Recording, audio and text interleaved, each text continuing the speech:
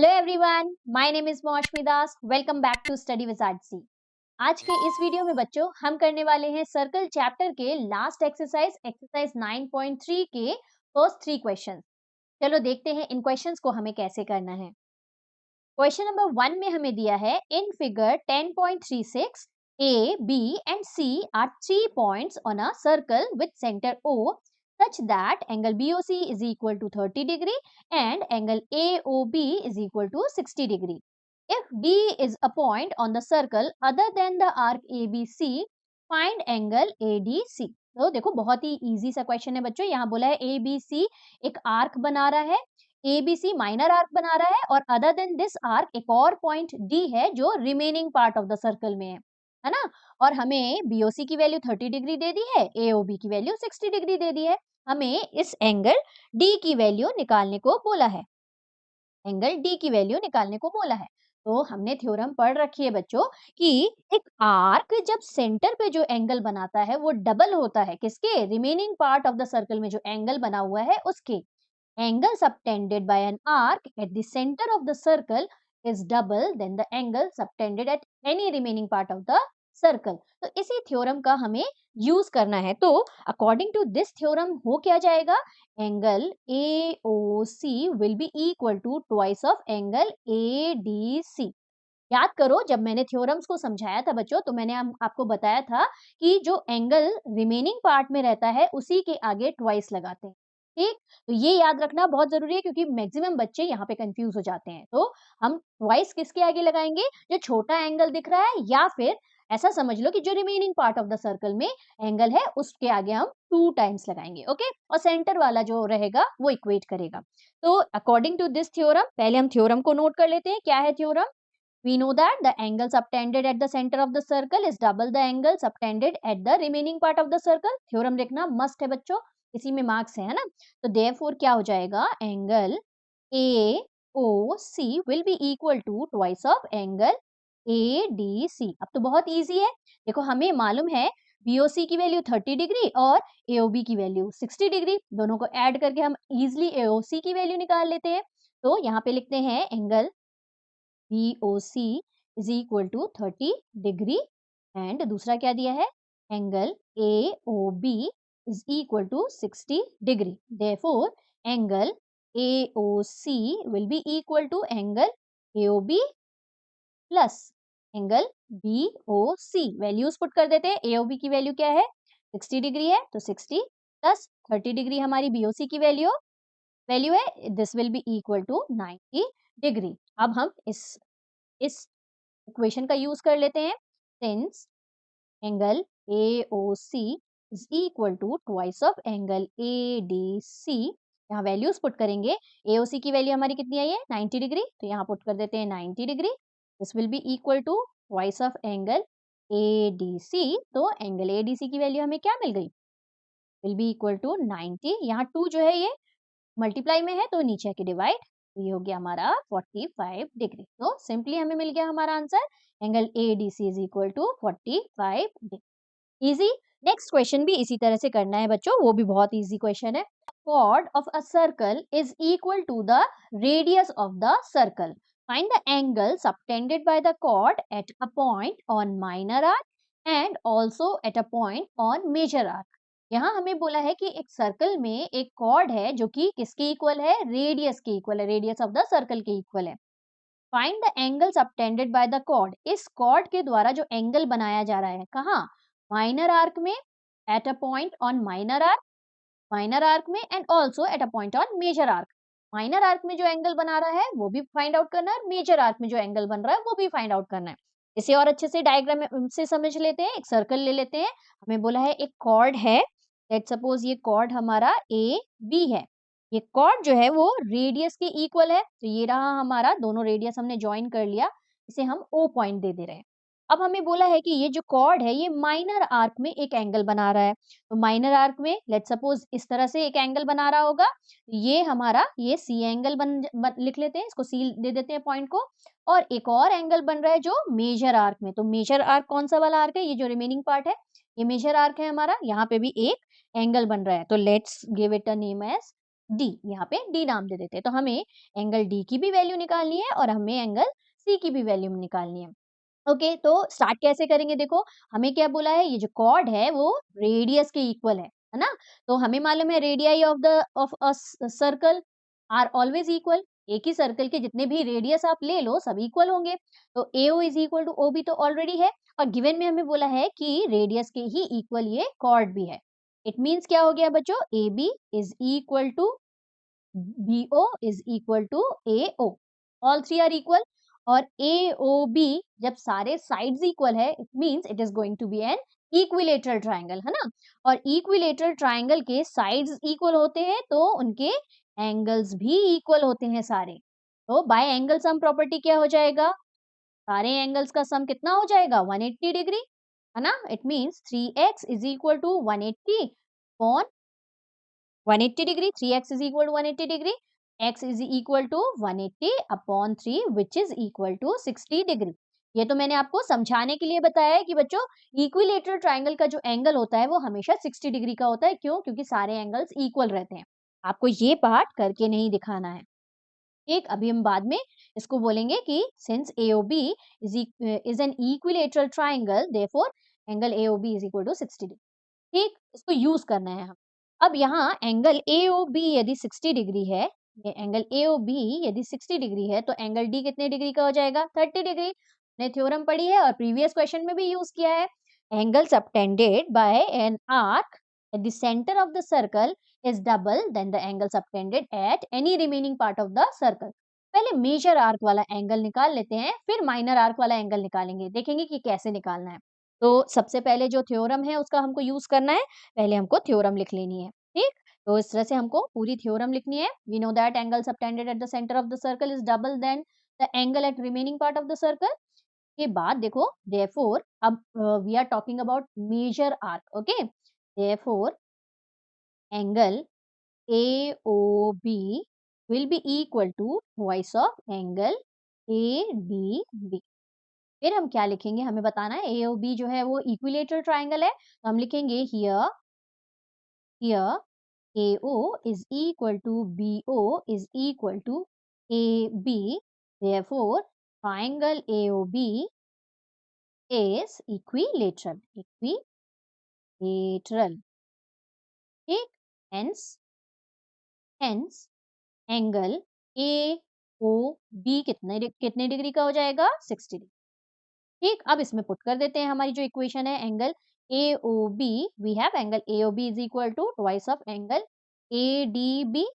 यहाँ पे AOB की वैल्यू हमने कितनी निकाली? 60 degree, which is equal to, निकाली नहीं, हमको मालूम है ना, equilateral triangle. Twice of angle ADB, यहाँ से एंगल ADB की वैल्यू क्या हो जाएगी? 60 divided by 2 which is equal to 30 degree.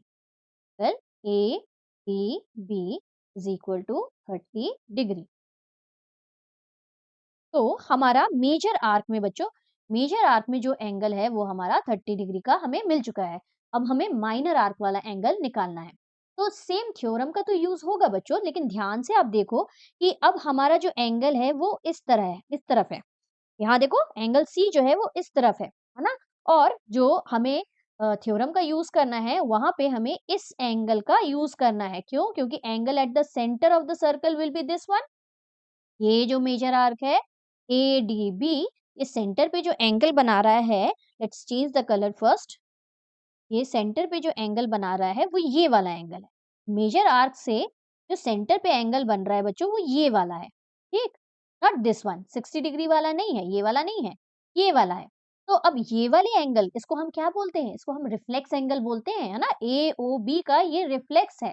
तो रिफ्लेक्स ऑफ एंगल AOB निकालेंगे, फिर हम अपना थ्योरम का यूज करेंगे। ओके, तो यहाँ पे हमें पहले क्या निकालना है? Reflex of angle AOB in order to find out this C angle, है ना? तो यहाँ पे सबसे पहले हम क्या करेंगे? लेट्स दिस, यहाँ पे हम लिखेंगे रिफ्लेक्स ऑफ एंगल AOB। क्या होता है रिफ्लेक्स? 360 में से हम माइनस करते हैं एंगल, जो एंगल का, जिस एंगल का रिफ्लेक्स निकाल रहे हैं उसे हम 360 से माइनस करते हैं। तो reflex of angle AOB will be equal to 360 minus angle AOB हो जाएगा। अब 360 में से हमें कितना माइनस करना है, AOB की वैल्यू 60 डिग्री है, तो यहाँ से हमारा रिफ्लेक्स ऑफ एंगल AOB क्या आ जाएगा, रिफ्लेक्स ऑफ एंगल AOB मिल गया हमें 300 डिग्री। अब अगेन सेम उसी थ्योरम का यूज करना है और अब हमारा माइनर आर्क वाला एंगल निकालना है। इसलिए मैंने माइनर आर्क वाला एंगल बाद में निकाला क्योंकि थोड़ा सा ट्विस्ट है। फर्स्ट वाला तो एज इट इज है, क्वेश्चन नंबर 1 जैसा, यहाँ पे थोड़ा सा रिफ्लेक्स एंगल वाला एंगल निकालने का ट्विस्ट है और कुछ नहीं। यहाँ पे सिंपली आपको सेम वही थ्योरम का यूज करना है। अगेन हम क्या बोलेंगे, reflex of angle AOB is equal to twice of angle ACB। ठीक, अब मैंने बार-बार बोला है आपको जो रिमेनिंग जो सर्कल के सर्कमफेरेंस में जो एंगल आता है उसी में ट्वाइस करेंगे, यहाँ कंफ्यूज होने की बिल्कुल जरूरत नहीं है। जो सर्कल के बाउंड्री के ऊपर जो एंगल बन रहा है उसके आगे 2 टाइम्स लगाएंगे। ओके, यहाँ रिफ्लेक्स ऑफ एंगल AOB हमारा 300 डिग्री है, this will be equal to twice of angle ACB।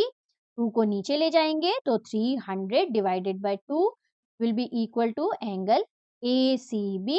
तो एंगल ACB की वैल्यू हमारी कितनी आ गई, angle ACB is equal to 150 degree आई। तो इस तरह से आपको दोनों एंगल्स निकाल। अच्छा, ये जो एंगल C की वैल्यू हमने निकाली ना, इसे आप एक और मेथड से निकाल सकते हो without finding out reflex angle. कैसे? हमने पढ़ा हुआ है कि एक साइक्लिक क्वाड्रिलेटरल के अपोजिट एंगल्स का सम कितना होता है, 180 डिग्री होता है। Sum of opposite angles of a cyclic quadrilateral is 180 degree. इस थ्योरम का यूज भी आप यहाँ पे इजीली कर सकते हो। तो सबसे पहले आपको क्या लिखना पड़ेगा, जो ACBD है is a cyclic cyclic quadrilateral, ऐसे लिखोगे आप। ठीक, therefore angle D plus angle C is equal to 180 degree. और यहाँ पे आपको थ्योरम लिखनी है, sum of opposite angles of a cyclic quadrilateral is 180 degree. वो थ्योरम लिख लेनी है और सिंपली आपको D की वैल्यू मालूम है 30 डिग्री होती है, प्लस एंगल C की वैल्यू हमें फाइंड आउट करनी है इज इक्वल टू 180 डिग्री। यहाँ से देखो again angle D is equal to क्या आ जाएगा, 180 minus 30 which is again equal to 150 degree. तो जो मेथड आपको बेस्ट लगे आप उस मेथड से कर, दोनों मेथड आपके करेक्ट हैं। ओके, समझ में आया? चलो let's move to the next question. Question number 3 में हमें दिया है, in the given figure angle PQR is equal to 100 degree where P, Q and R are points on a circle with center O. Find angle OPR। तो simply देखो figure हमें दिया हुआ है, हमें बोला है कि एंगल PQR कितने डिग्री का है, 100 डिग्री का है। हमें फाइंड क्या करना है, OPR, ये छोटू वाला एंगल फाइंड आउट करने को बोला, ये वाला एंगल। कैसे फाइंड आउट करेंगे, देखो थ्योरम हमें बोलती है कि remaining part of the circle में जो एंगल बन रहा है उसका डबल होता है सेंटर ऑफ द सर्कल में जो एंगल बन रहा है ये वाला। ये हो जाएगा हमारा कितना, 200 डिग्री का। ठीक, तो यहाँ से हमें क्या मिल जाएगा, एंगल POR मिल गया। अब यदि हमने अंदर वाले एंगल POR की वैल्यू निकाली जो कि हमें मालूम है 360 से 200 माइनस करेंगे तो मिल जाएगा। क्यों? क्योंकि angle around a point is equal to 360 degree, है ना। 360 डिग्री होता है एक पॉइंट के अराउंड के एंगल का सम। उसमें से 200 यदि माइनस कर देंगे तो अंदर वाले एंगल का वैल्यू मिल जाएगी, तो वो हमारी कितनी मिल जाएगी, 160 डिग्री। के बाद देखो ये आइसोसेलेस ट्राइंगल है, की हेल्प से हम OPR की वैल्यू निकाल देंगे। इजी क्वेश्चन है बच्चों, सिर्फ हमको थ्योरम का यूज करना है। तो सबसे पहले हम क्या करेंगे, ये वाले एंगल POR की वैल्यू निकाल लेते हैं यूजिंग द थ्योरम। तो सबसे पहले हम थ्योरम लिख लेते हैं, let's the right the theorem. कौन सी वाली, सेम वही थ्योरम अभी फर्स्ट 2 क्वेश्चन में जो हमने यूज की। We know that angle subtended at the centre of the circle is double the angle subtended at remaining part of the circle. Therefore क्या हो जाएगा, therefore angle angle POR centre में जो angle है this will be equal to twice of angle PQR। हमेशा याद रखना है कि सेंटर में जो एंगल है that will be equal to twice of angle at the remaining part of the circle. Remaining part वाले को ट्वाइस करेंगे। तो यहाँ POR की तो वैल्यू हमें चाहिए ना, is equal to twice of angle PQR की वैल्यू हमें दी हुई है। PQR की वैल्यू हमें 100 डिग्री दी हुई है, तो यहाँ पे angle PQR is equal to 100 degree given में दिया हुआ। यहाँ से एंगल POR की हमें वैल्यू क्या मिल गई, ये मिल गई हमें 200 डिग्री। ठीक, अब ये तो हमें रिफ्लेक्स ऑफ एंगल POR मिला ना, reflex reflex of angle POR मिला। हमें POR की वैल्यू निकालने के लिए क्या करना पड़ता है, angle POR will be equal to reflex पहले 360 आएगा ना, 360 में से रिफ्लेक्स को माइनस कर देना पड़ता है। जब रिफ्लेक्स निकालते हैं तो 360 में से एंगल को माइनस कर देते हैं, और जब एंगल निकालते हैं तो 360 में से रिफ्लेक्स को माइनस करना पड़ता है। तो 360 minus reflex, reflex of angle, angle POR। तो यहाँ पे 360 minus reflex of angle POR क्या आया है हमारा, 200 डिग्री। यहाँ पे सिंपली हम 200 को माइनस कर देते हैं तो 160 आ गई हमारी एंगल POR की वैल्यू। ये अंदर वाला angle, let's take a dark colour. ये जो अंदर वाला एंगल मिला हमें, ये वाला एंगल हमें कितने डिग्री का मिल गया, ये हमें मिल गया 160 डिग्री का, है ना। जगह नहीं है इसलिए मैंने बाहर तरफ लिख दिया। अब ध्यान से देखो, और PO और RO ये दोनों रेडियाई ऑफ द सर्कल है। यहाँ ध्यान से देखेंगे, दूसरा कलर ले लेते हैं, रेड कलर ले लेते हैं। यहाँ देखो, ये जो PO है और ये RO जो है वो इक्वल है, radii of the same circle. क्योंकि ये आइसोसेलेस ट्रायंगल बन रहा है तो इट मींस इसके जो अपोजिट एंगल होंगे वो भी इक्वल होंगे। आइसोसेलेस ट्रायंगल की प्रॉपर्टी बोलती है साइड्स भी इक्वल होते हैं और बेस वाले एंगल्स भी इक्वल होते हैं ना। Angles opposite to equal sides are equal. तो यहाँ पे हमें सेम यही लिखना है। क्या लिखना है, in triangle POR, PO since PO is equal to RO, therefore angle OPR is equal to angle ORP। क्यों? एंगल्स शॉर्टकट में लिखा है मैंने, angles opposite to equal sides are equal, are equal। ठीक, डन। देयरफॉर एंगल इक्वल है। अच्छा, इसको equate कर देते हैं x से, इजी हो जाता है सॉल्व करना। देयरफॉर इन ट्रायंगल, इसी ट्रायंगल में angle OPR plus angle POR plus angle ORP, तीनों एंगल का सम कितने डिग्री का हो जाएगा, 180 डिग्री। कैसे हो जाएगा, ये हमें angle sum property of triangle बोलता है। ठीक, शॉर्टकट में लिखा है, आप पूरा पूरा लिखोगे। अब यहाँ पे वैल्यूज पुट कर देते हैं। OPR हमने x लिया है, प्लस POR की वैल्यू हमने अभी फाइंड आउट की, 160 डिग्री आई है, प्लस अगेन OPR हमारा सेम है, दोनों सेम है, x है। ये देखो यहाँ पे हमने लिखा हुआ है ना, ये वाले में। तो यहाँ पे भी ये x हो जाएगा इज इक्वल टू 180 डिग्री। अब कुछ नहीं करना है, बस सॉल्व करना है। x प्लस एक्स कितना हो गया, 2x, और 160 को ट्रांसपोज करेंगे तो 180 degree minus 160 degree, this will be equal to 20 degree. यहाँ से हमें क्या मिल गया, देखो 2x is equal to 20 degree. x की वैल्यू हमें क्या मिल जानी है, 20.2, तो this will be equal to 10। तो हमें एंगल OPR की वैल्यू क्या मिल गई, which is equal to x, this is equal to 10 degree. यही तो हमें फाइंड आउट करना है ना। तो इस तरह से हमें क्वेश्चन नंबर 3 को करना था बच्चों। आई होप आपको तीनों क्वेश्चंस बहुत अच्छे से समझ में आ गए होंगे। यदि आपको वीडियो अच्छे लग रहे हैं बच्चों तो लाइक जरूर करना, चैनल को सब्सक्राइब करके जाना मत भूलना। ठीक है, चलो मिलते हैं नेक्स्ट वीडियो में, नेक्स्ट क्वेश्चंस करेंगे। Till then keep practising maths, take care, bye bye.